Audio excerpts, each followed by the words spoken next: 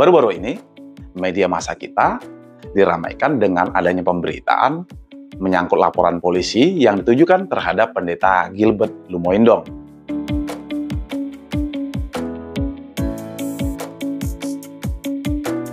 Jadi, berdasarkan pemberitaan tersebut, Pendeta Gilbert Lumoindong dilaporkan kepada pihak kepolisian pada tanggal 16 April 2024 ke Polda Metro Jaya atas adanya dugaan tindak pidana penistaan agama.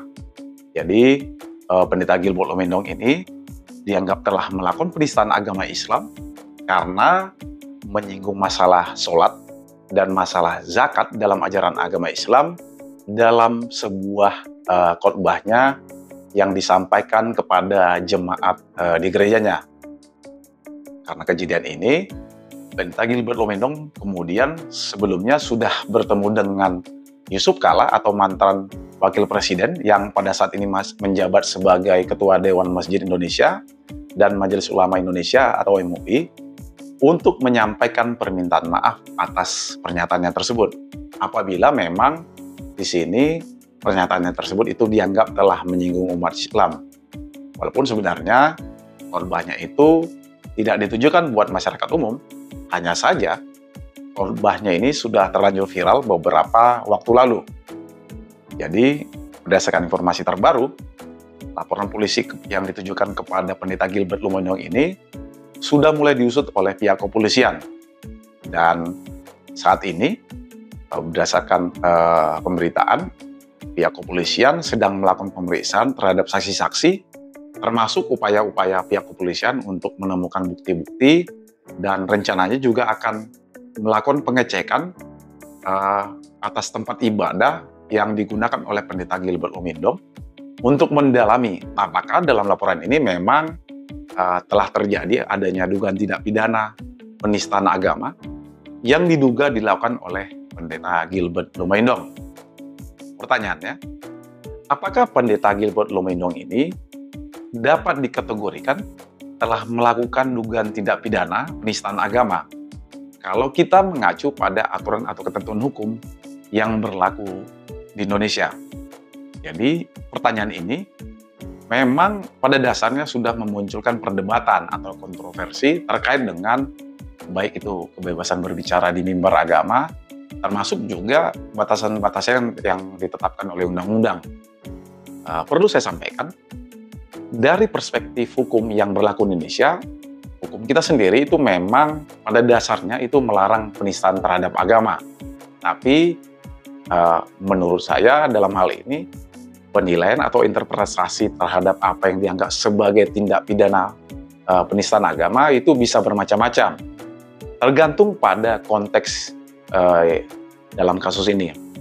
Konteks yang saya maksud di sini adalah, jadi kita perlu melihat apakah dalam kasus ini ada niat di balik pernyataan yang diberikan oleh Pendeta Gilbert Lumoindong.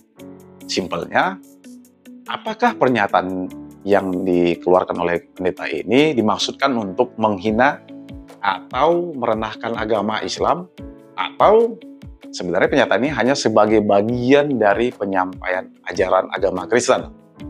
Jadi ini adalah faktor-faktor yang harus kita pertimbangkan untuk bisa menilai apakah perbuatan tersebut itu dapat memenuhi unsur-unsur dugaan tindak pidana penistaan agama berdasarkan ketentuan atau aturan hukum yang berlaku di Indonesia. Jadi kalau tidak ada niat jahat atau mungkin yang kita kenal dengan istilah mens rea, maka menurut hemat saya seharusnya laporan ini harus dicabut atau dihentikan oleh pihak kepolisian.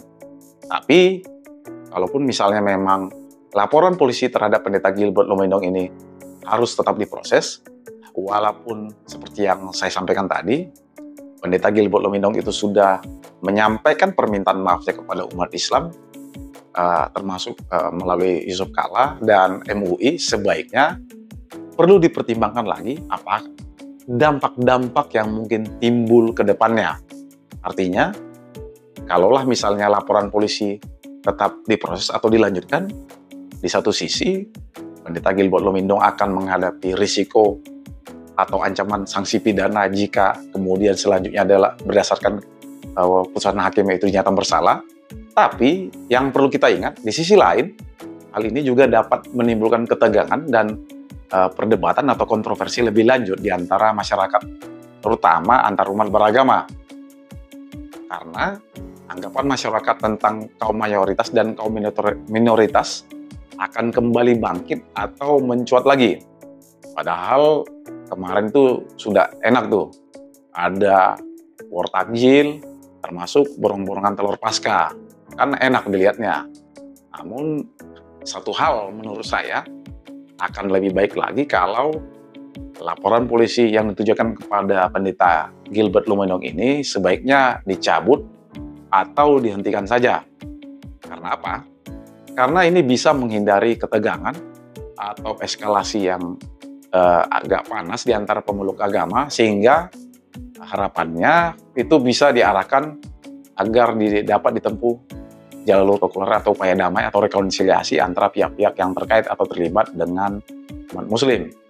Walaupun buat yang kontra dan tetap minta agar proses hukum tetap dilanjutkan walaupun sudah ada permintaan maaf, akan mempertanyakan tentang penegakan hukum termasuk aturan-aturan hukum yang berlaku di Indonesia terkait dengan pasal dugaan tindak pidana penistaan agama.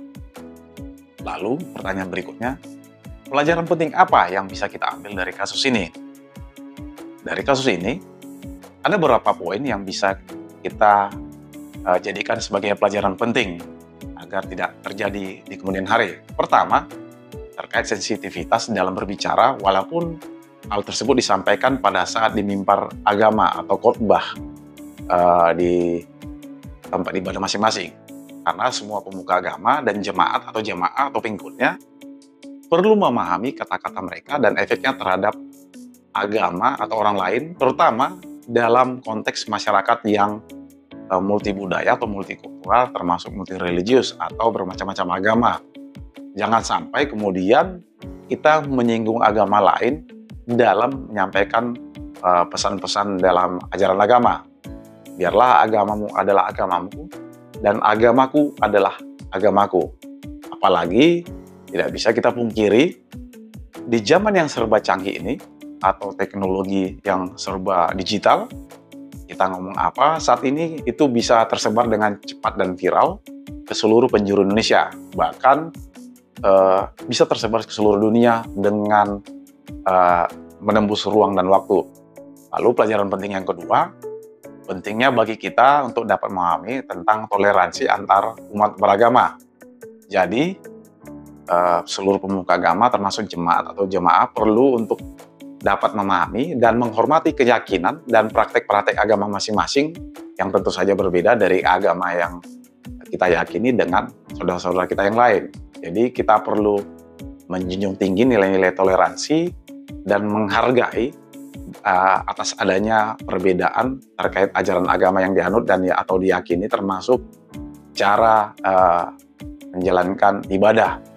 Lalu pelajaran penting yang ketiga terkait dengan penegakan hukum, termasuk keadilan dalam menjalankan aturan hukum yang berlaku di Indonesia. Kalau kasus ini tetap dilanjutkan, sama saja kita bisa membuka jurang atau luka terkait dengan adanya anggapan kalau yang melakukan penistaan agama itu dari kaum atau agama mayoritas, biasanya ini tidak diproses.